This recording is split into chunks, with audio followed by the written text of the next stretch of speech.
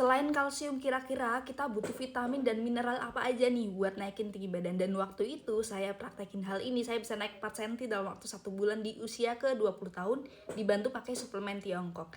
Oke, mari kita bahas ya. Jadi salam kenal, aku Sani, aku sering sharing pengalamanku buat naikin tinggi badan. Kebetulan aku sering belajar juga tentang yang namanya pertumbuhan tinggi badan sama para dokter dan pernah ke Cina juga buat belajar hal ini.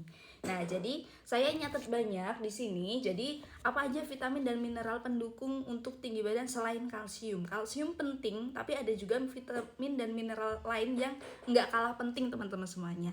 Nah, kalsium perannya itu buat yang namanya pemadatan tulang gitu, dan memenuhi kebutuhan kalsium itu fungsinya buat jantung, otak, pencernaan, reproduksi. Tapi yang nggak kalah penting adalah yang pertama adalah vitamin D. Kenapa kok vitamin D? Karena vitamin D itu fungsinya membantu penyerapan dari segi kalsiumnya. Kalsium ada dua jenis penyerapan yang bisa pertama alami, yang kedua harus dibantu vitamin D gitu. Yang kedua pastinya protein. Protein itu bukan vitamin mineral, tapi fungsinya itu buat bahan pembentuk tulang dan otot.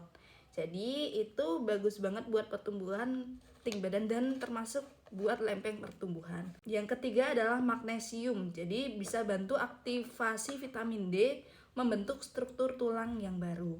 Yang keempat adalah zinc atau seng. Jadi tugasnya itu untuk produksi hormon pertumbuhan. Jadi zinc itu fungsinya buat memproduksi hormon pertumbuhan dan pembelahan sel tulang. Yang kelima ada vitamin A, vitamin K, dan yang terakhir adalah fosfor.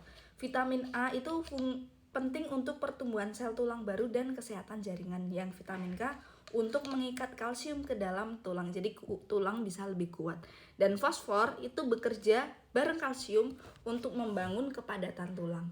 Jadi itu teman-teman semuanya, kita wajib tahu kalau misalnya pertumbuhan tinggi badan itu kita butuh juga yang namanya kalsium, protein, dan vitamin dan mineral yang lain. Nah, kesalahan dulu saya itu cuma peduli tentang olahraga aja, itu sayangnya banget ya. Jadi di momen itu 15 tahun sampai usia 20 tahun itu saya skip banyak. 5 tahun itu nggak nambah tinggi sama sekali. Tapi di usia ke-20 tahun, waktu itu saya bantu pakai suplemen Tiongkok ya, karena dari segi real foodnya saya kurang, saya bantu tambahin pakai suplemen dari Tiongkok. Akhirnya saya bisa naik 4 cm dalam waktu 1 bulan. Nah, kalau teman-teman mau tanya-tanya atau misalnya mau di-spill suplemennya, boleh komen mau ya di dalam komentar ini, dan semoga bermanfaat. Jangan lupa follow.